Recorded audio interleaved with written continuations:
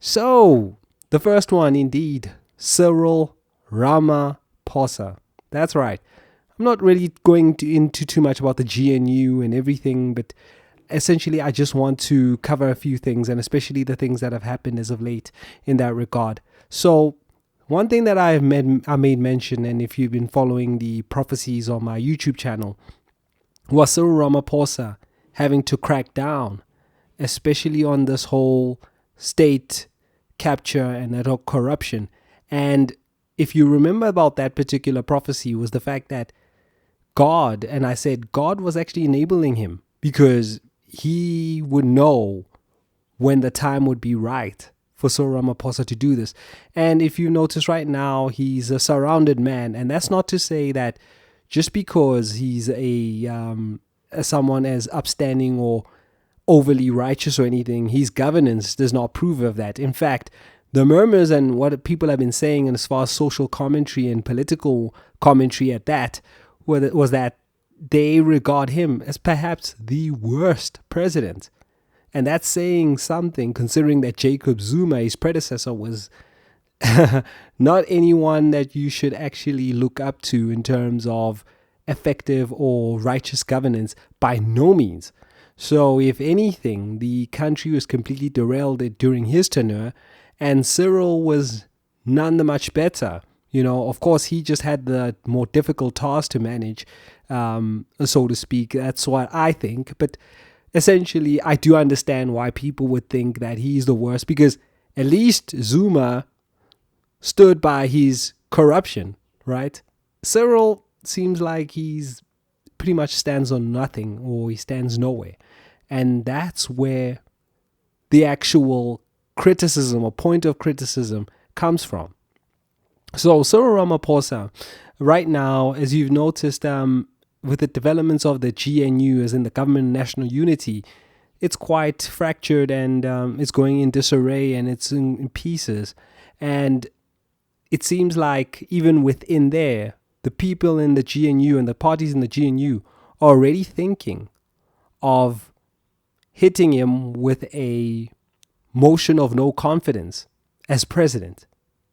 So that is quite telling, because for one, like I explained earlier in the previous episode, that the DA, or the Democratic Alliance, are pretty much fed up with him and the way he's been handling things. And of course, they've been stiffed in terms of their actual position, considering the fact that they are on paper just as popular or just as important as far as in terms of the balance of powers, is currently seated, and if is currently actually seated.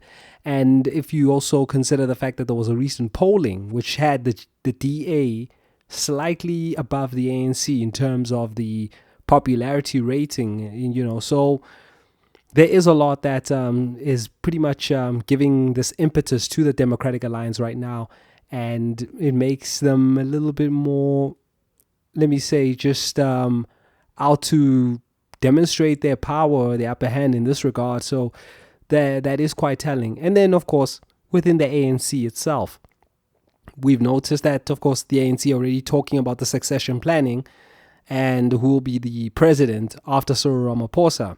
Now, the favored candidate has been Paul Mashatile, who, if you've heard in recent times and recent dates, that he actually had an assassination attempt on him and his convoy of vehicles, meaning that there were even the security around him, that there was an attempt. I didn't read too much into it. I'm not going to get into the details, but essentially the ANC has come out saying that no, this had nothing to do with the 2027 conference where they're going to elect the new leader for the ANC, or the internal party leader.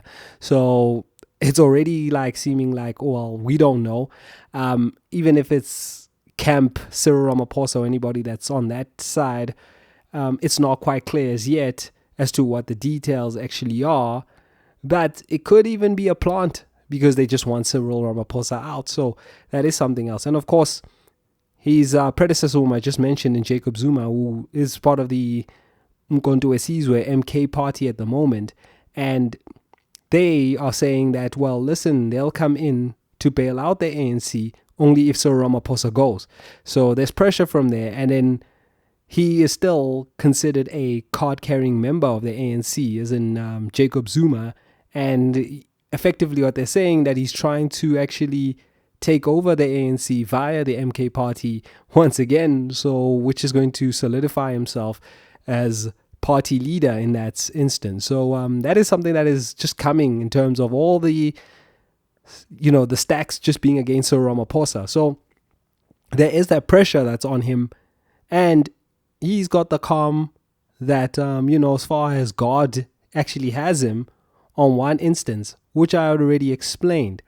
And I'll come back to a little bit in a while, because I first just want to mention the fact that there is the VAT, which is the value-added tax that's supposed to go up, and then the court decision is on Tuesday, the April 29th. So it's Tuesday, April 29th, where the judge will have to give a verdict. Now, some are guessing that it'll go back to the courts.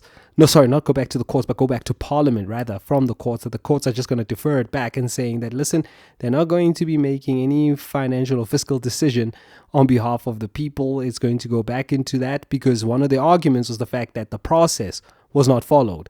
So in the recommendations, I'm pretty much sure, certain that the judges or the presiding judge is going to just say that, listen, due to the urgency of the matter, it must be resolved through Parliament at this particular stage. So I think that's what is likely to happen, but you never know. I did get an SMS today, and today being the 24th of April 2025, that from the DAs pretty much said that they've saved the country from a VAT increase. So I must actually go back and read through that.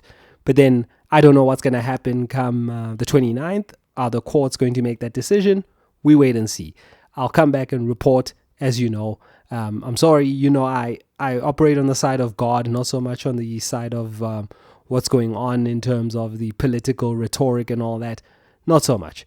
So, which brings me into the fact that what's supposed to happen and the prophecy that I was given there on Cyril Ramaphosa. So, because I explained that God is helping him do the situation, and the situation being rectification and bringing judgment into this end, meaning corrective action for anybody that is enabling state capture or stealing the coffers of the people.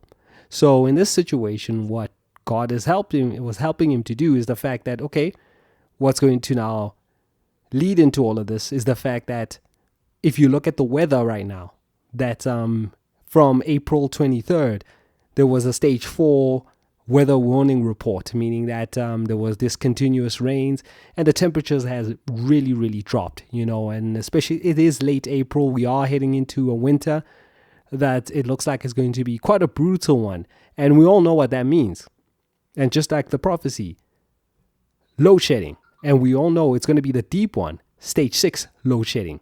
So that is one thing that we need to brace ourselves for, and it's going to get quite deep. And with the VAT increase not going the way that the ANC would have wanted, the money's going to have to come from somewhere. So Ramaphosa, as I explained there, is going to have to keep the lights on during this tumultuous period. So that is the one thing that is one has to pretty much just brace themselves for, and one they just have to watch.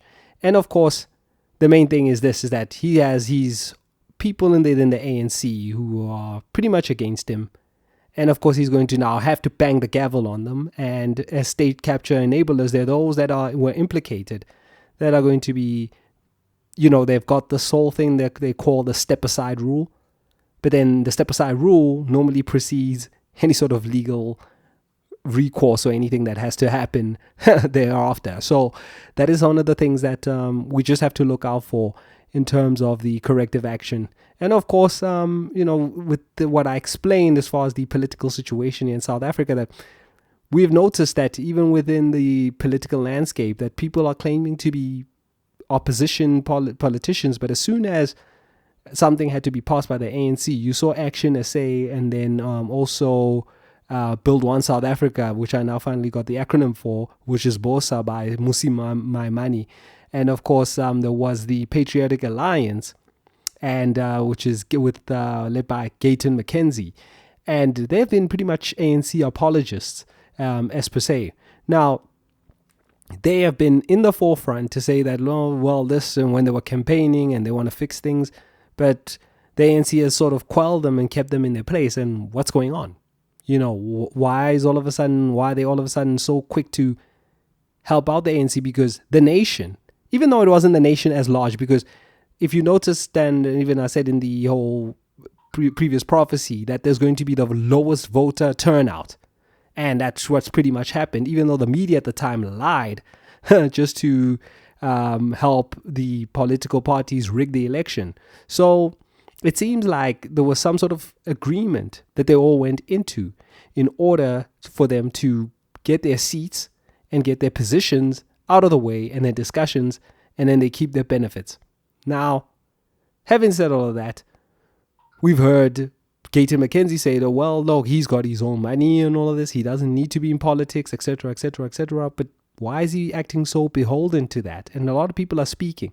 Now, we all know that he's got gangster credentials, right? And I'm not here to do any of that and to speak any of that, because if I was just a normal civilian and if I wasn't working for the Most High God, of course I'll keep quiet, no snitching rule, keep it gangster all the way. But just keeping it gully because I work for the Most High God, I keep it all the way buck, and I have to keep it all the way real. I mean, essentially, he owns a mine, apparently. And I'm saying, well, if you're so thugged out and so criminal and you're not politically aligned, there is no way you can get mining rights any other way, especially if you accrued them through illegal money. So it's saying something that there was some sort of cooperation with the state somewhere, somehow. I'm not reading out his rap sheet. I'm not here with his criminal record or anything, or just itemizing anything or saying that he must have done some snitching on the low key or doing some sort of other things. But I'm just saying, why, if you so claim you're so independent and not beholden, why are you acting so beholden? I'm just saying, that's just on the whole situation with Gayton McKenzie. But essentially what I'm saying is this political system is showing that, hang on, if you want to be part of it, you just have to ensure that you keep doing your thing, go with the status quo, and going with whoever is the benefactors are, meaning that the lobby interest groups, and you do their bidding and not the people, because the people have said, we've had enough of the ANC, but the political parties are keeping them alive. And that, my friend, is a point of detonation and a point of saying, well, enough is enough. There's going to be a trigger release at some point.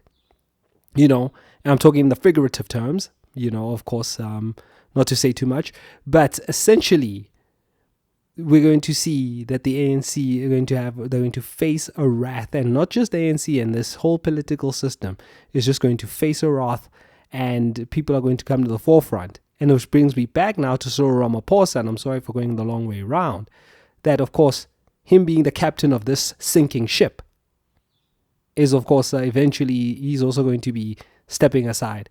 But, make no mistake, and I explained the whole Pala Pala thing already in a previous episode. I'm not going to repeat that too much, but essentially how he's going to get out of that one is the fact that he'll be able to prove the fact that the police are compromised. So just remember that before I come back with any other details. And of course, I'm going to address that issue at another time and another place. For now, let me go on to the second update, and I'll take care of that one.